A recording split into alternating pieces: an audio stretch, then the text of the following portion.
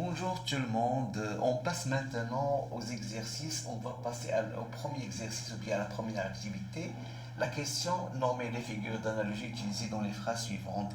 Quelles sont les figures de style qu'on a présentées dans notre cours avec la vidéo récente? Alors on a dit qu'il s'agit tout d'abord de la comparaison, la métaphore, la personnification et l'allégorie. Alors on passe tout d'abord à la première phrase. Alors, la première phrase, on va corriger avec ce rouge, d'accord?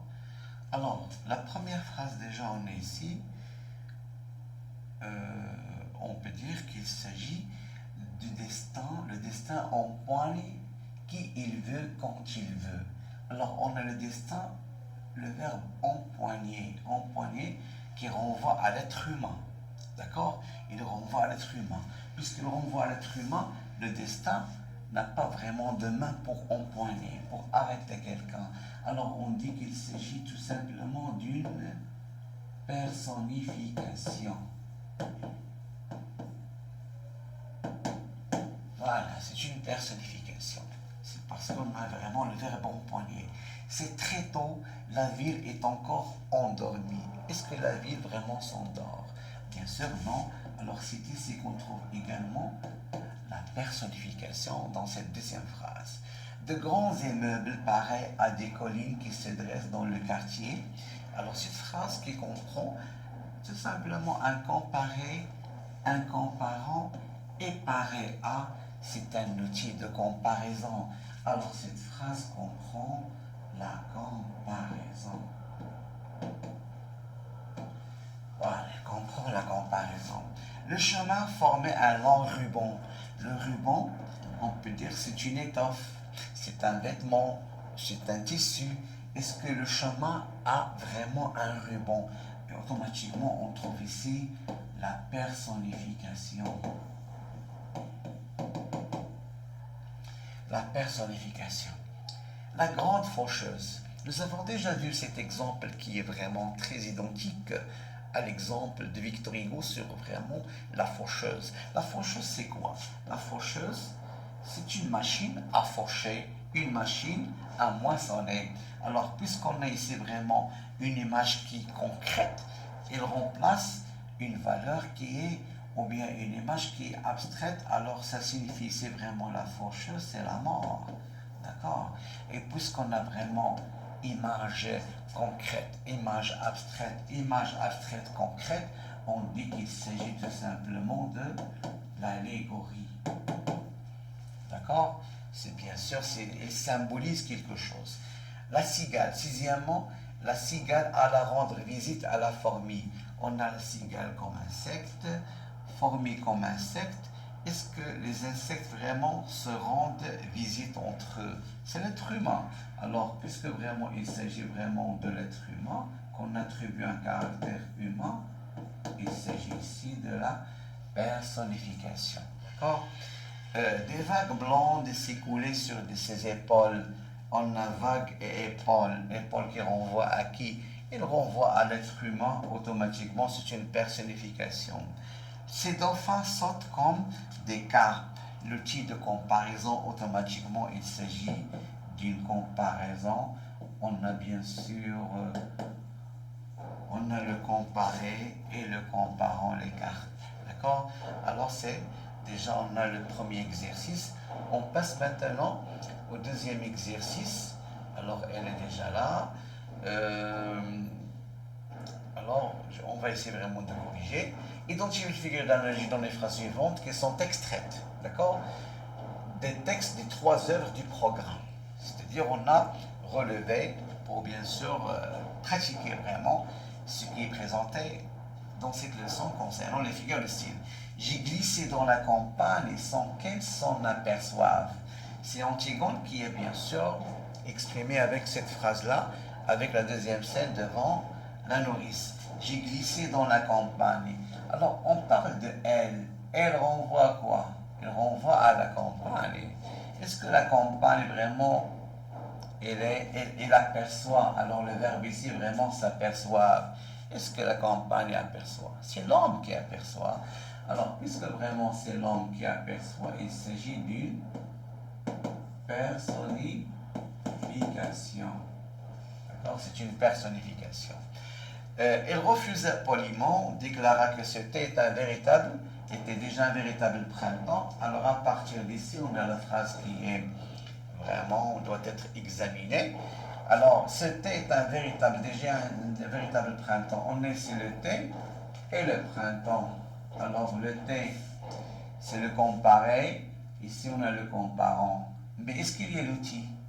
Il n'y a pas d'outil. Puisque vraiment, c'est une comparaison incomplète, il s'agit de la métaphore. Alors, ici, on trouve une métaphore. Alors, qui a prononcé cette phrase? Qui a proféré cette phrase? C'est lorsque le Laïcha est venu pour rendre visite à la Zubida, 10e chapitre, bien sûr, pour aller chez Sidi Ali Boura. Il rit comme une petite fille, c'est la mère de la Zubida. Alors, puisqu'on a déjà on a le comparé, alors une petite fille, on a le comparant, il s'agit d'une comparaison. Voilà. C'est bon un jardin qui ne pense pas encore aux hommes. Ici également, on a une phrase extraite d'Antigone. C'est Antigone qui s'exprime ici. Alors, est-ce que le jardin pense? Qui pense normalement? C'est l'homme. Alors, le verbe penser, c'est ici qu'on trouve la personnification.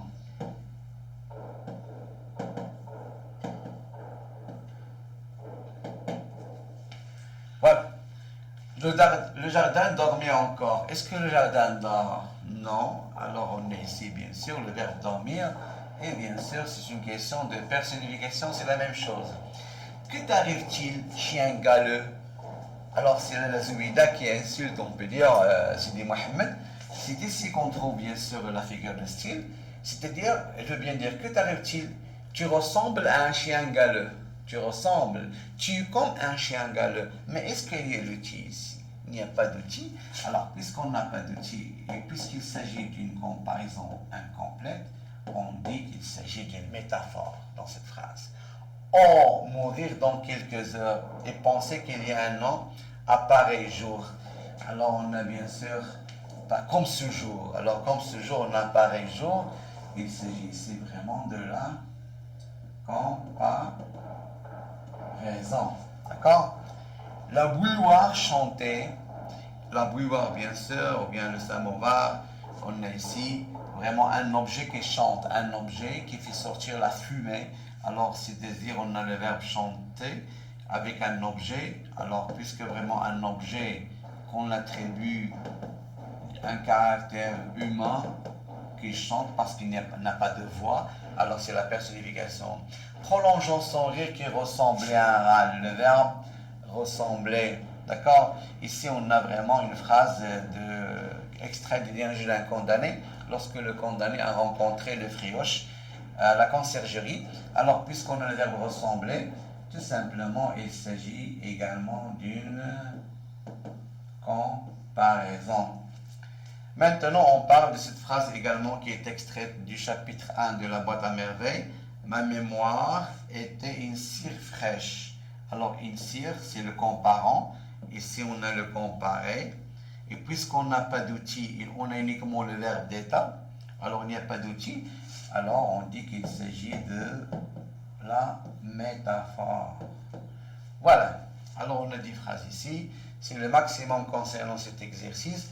Alors, on a dit qu'il s'agit d'une personnification, métaphore, comparaison, personnification, également personnification, métaphore, comparaison, métaphore. Alors, toute cette figure de style, ce qu'on appelle bien sûr les figures d'analogie. Je passe au troisième exercice, bien troisième activité, toujours avec les figures d'analogie. Alors, de plus, il y a d'autres phrases. Au milieu de cette...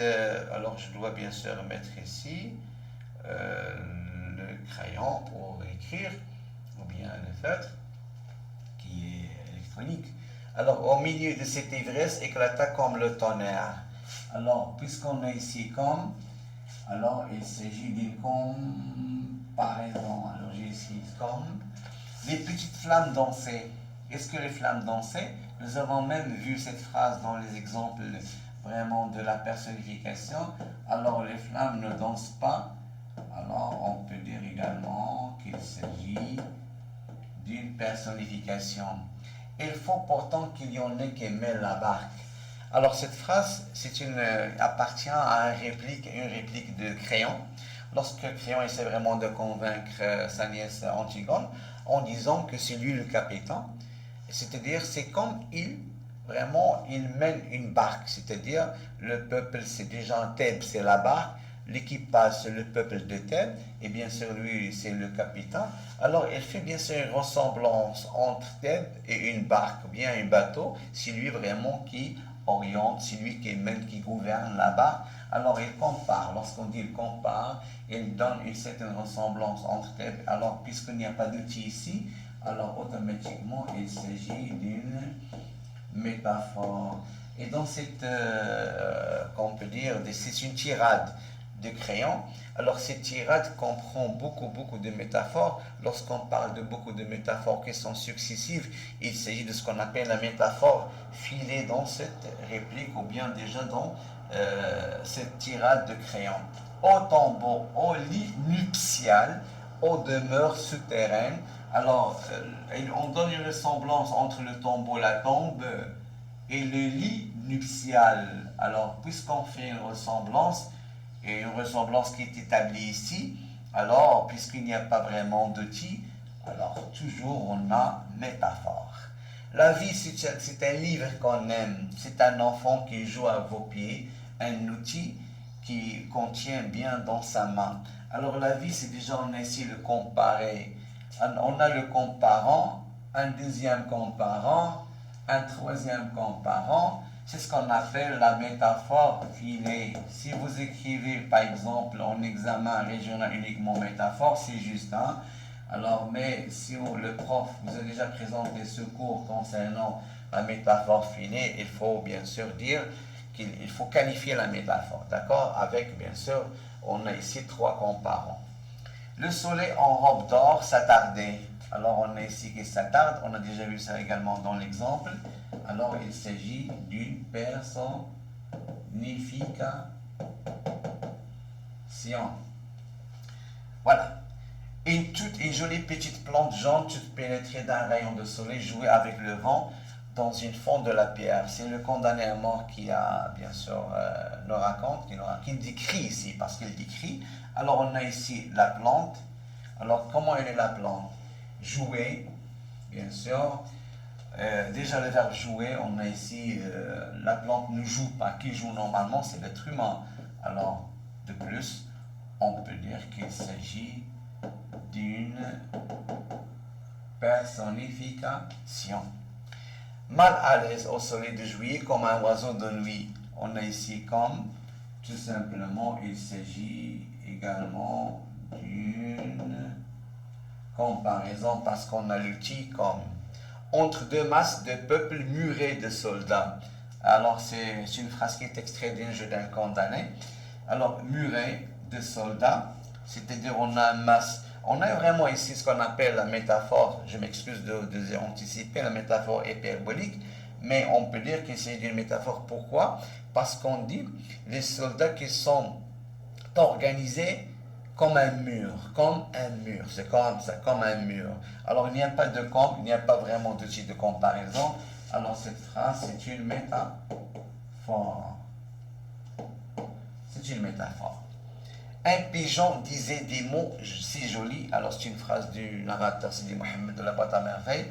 Alors est-ce que le pigeon parle? Le verbe disait, le verbe dire bien sûr, tout simplement c'est une personnification. Voilà. Alors si déjà on est ici à la personnification, alors ça manque ici un point. Voilà. Alors, ça manque bien sûr un point, elle va être apparue, pardon. Alors, qu'est-ce qu'on peut dire déjà? On a voilà, ce sont des figures de style qui se rapportent aux œuvres du programme. Voilà, j'espère bien que vous avez compris, on s'est exercé. Et dans la prochaine vidéo, bien sûr, on va essayer vraiment de parler d'autres figures de style à savoir les figures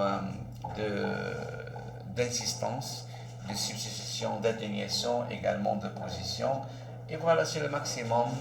J'espère bien que vous avez compris les 3 exercices. Voilà, à la prochaine. Merci de votre attention.